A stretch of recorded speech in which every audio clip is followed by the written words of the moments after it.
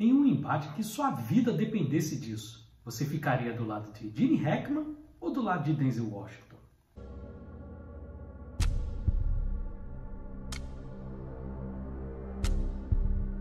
Olá, eu sou Edu Schneider do Cashback e hoje nós vamos voltar ao ano de 1995 para falar de Maré Vermelha, do diretor Tony Scott, irmão de Ridley Scott, responsável por diversos filmes muito legais, como Fome de Viver. Não tem como não falar bem desse filme. Filme com Catherine Deneuve, com Susan Sarandon e com David Bowie. Fora Amor a Queima-Roupa, que ele deu uma chance como roteirista para o Quentin Tarantino, que vai estar nesse filme aqui também, a gente vai comentar. Diretor de Top Gun, Déjà Vu, De Chamas da Vingança, Inimigo de Estado, que é também com Gene Hackman, diversos filmes legais.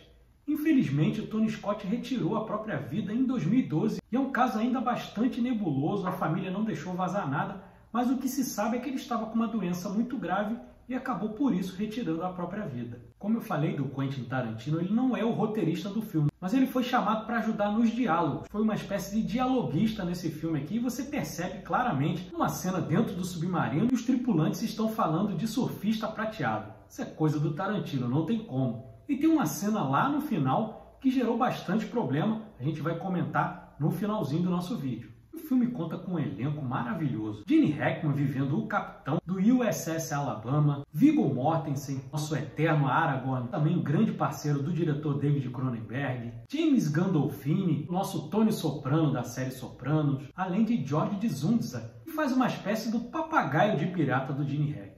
E só dando uma pequena sinopse, como a gente sempre faz, o filme se passa um pouquinho depois da Guerra Fria, as repúblicas soviéticas já tinham voltado a serem países independentes, estamos tendo um conflito na Rússia. A Rússia está enfrentando uma espécie de guerra civil, o presidente está ameaçado e os rebeldes tomam uma base onde existe uma bomba atômica. Então há um risco bastante sério dos Estados Unidos serem bombardeados com uma arma nuclear. Esse submarino, o USS Alabama, comandado pelo capitão vivido pelo Gene Hackman, ele precisa de um primeiro oficial, um imediato para comandar. E aí ele está fazendo o recrutamento e acaba sendo escolhido o personagem do Denzel Washington. E aí você já vê de cara que eles são completamente diferentes. O filme faz isso muito bem, porque nós temos ali o antigo militarismo da época da Guerra Fria com o militarismo mais novo, mais questionador, que ouve mais os seus colegas. A gente vê isso na entrevista, o personagem do Gene Hackman, o capitão, chamando o Denzel Washington de Mr. Harvard, porque ele não tem conhecimento nenhum de batalha, só tem conhecimento teórico. Ele já se estabelece uma diferença entre os dois. Antes do embarque é bastante interessante, porque tem uma cena na chuva,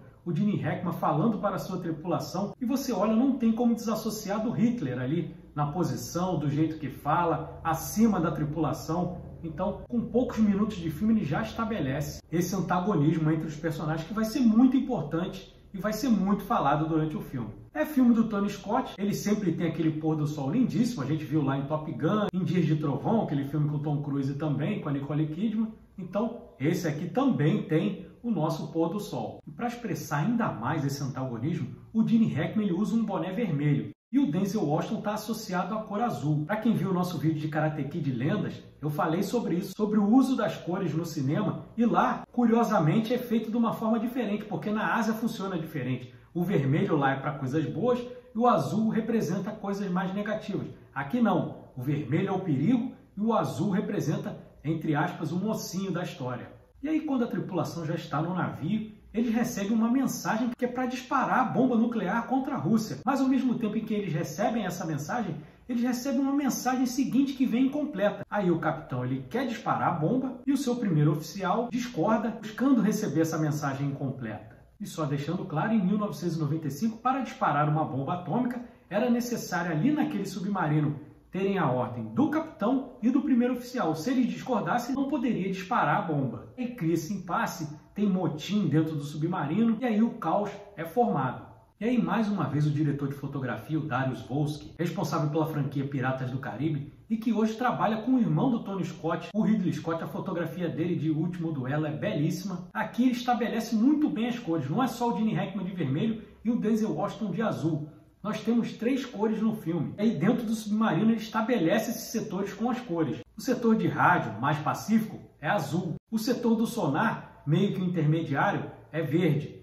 E o setor do disparo da bomba é completamente vermelho. E para criar ainda mais esse clima de tensão, a trilha sonora fica a cargo de nada mais nada menos do que Hans Zimmer, e que trabalha muito bem aqui. Além das cores, o posicionamento de câmeras também te passa uma atenção muito grande, porque ele abusa no bom sentido dos close-ups, para te passar aquela sensação de claustrofobia, e nos momentos de maior tensão, ele usa muito o plano holandês, que é aquele plano mais inclinado, para mostrar ali que está todo mundo meio que fora de si. E a cena mais marcante do filme, não tem como deixar de ser, é a cena do embate entre Gene Hackman e Denzel Washington, um falando por cima do outro.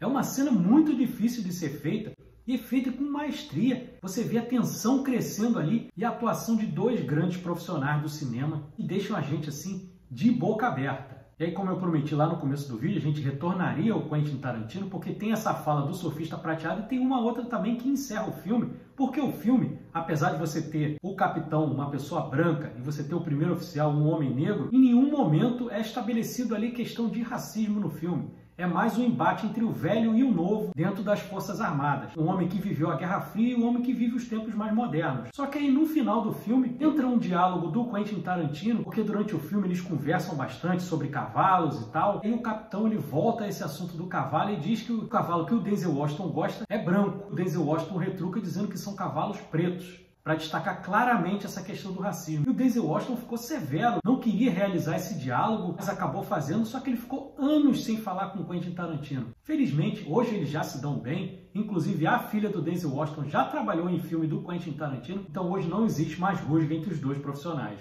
E é interessante porque no filme, como nós falamos, para disparar a bomba atômica você precisaria do capitão e do primeiro oficial. Em 1996, no mundo real, as coisas mudaram. A partir de 1996, para disparar a bomba, só é necessária a autorização do presidente. Olha que perigo! Imagina agora com Donald Trump, ele tendo a oportunidade de disparar a bomba atômica só com a autorização dele. Mas é isso, filme do Tony Scott, um diretor que é bastante subestimado, é um diretor muito bom, principalmente para filmes de ação, ele filma muito bem cenas de ação. Aqui não é diferente, aqui ele consegue criar um clima muito especial, junto com Darius Wolski e o Hans Zimmer, passa essa sensação, assim como lá na Caçada ao Outubro Vermelho, também passa essa sensação de claustrofobia. O filme é muito bom, muito tenso, com grandes atuações e um elenco muito bom. Vale demais assistir. E só antes de terminar, dizendo que é molinho você assistir. Tá lá de graça no Mercado Play.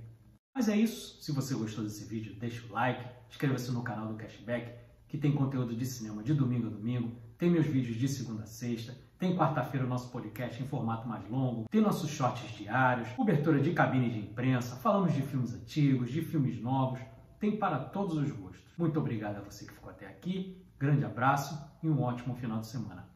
Valeu!